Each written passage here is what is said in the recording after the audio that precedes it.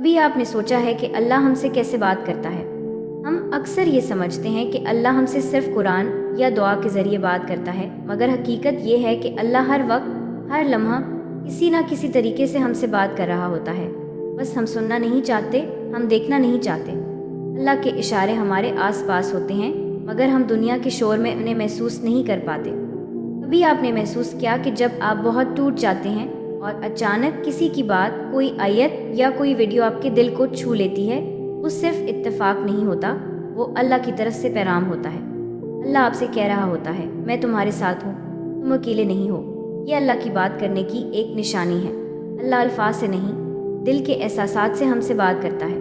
कभी कभी अल्लाह किसी चीज़ को आपसे छीन लेता है, कोई शख्स, कोई मौका, कोई चीज़, और हम रोते रहते हैं कि क्यों, मगर बाद में जब वक्त गुजरता है तो समझ आता है कि वो चीज़ आपके लिए नुकसानदेह थी। ये भी अल्लाह का आपसे बात करने का एक तरीका है। वो कहता है, मैं तुम्हें बचा रहा हूँ, तुम्हें बेहतर चीज़ देने वाला हूँ, बस सब्र करो। अल्लाह छीन कर सिखाता है, रोक कर बचाता है और देर से देकर समझाता है। कभी अल्लाह आपको बार बार किसी बात की तरफ मुतवज्जे करता है, जैसे दिल में बार बार ख्याल आना कि नमाज पढ़ लूँ, कुरान खोलूँ, तौबा कर लूँ।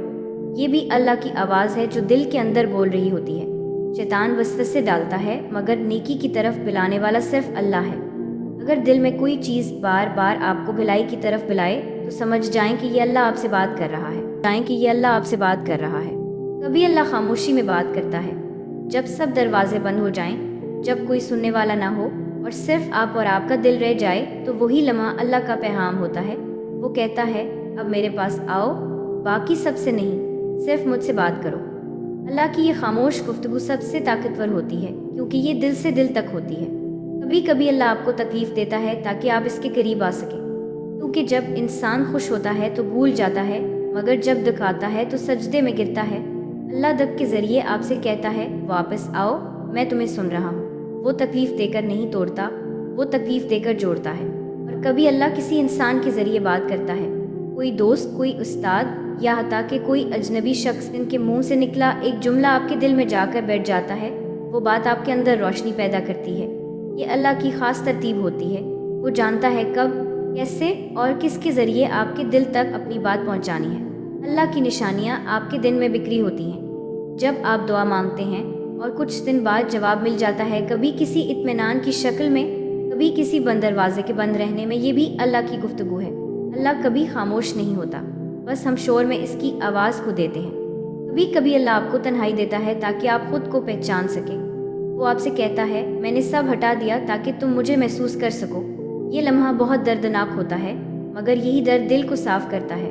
अल्लाह इसी वक्त दिल में नूर डालता है जब दिल टूट चुका होता है।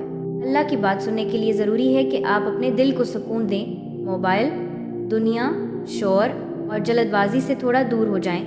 तन्हाई में बैठकर सोचें, क्या अल्लाह मुझसे कुछ कहना चाहता है? और यकीन माने, जवाब आता है। कभी आंसू की सूरत में, कभी दिल के इत्मीनान में, कभी एक अजीब सी रोशनी के एहसास में। अल्लाह हम सब से बात करता है, मगर वो सुनने वालों से ख़ास मोहब्बत करता है।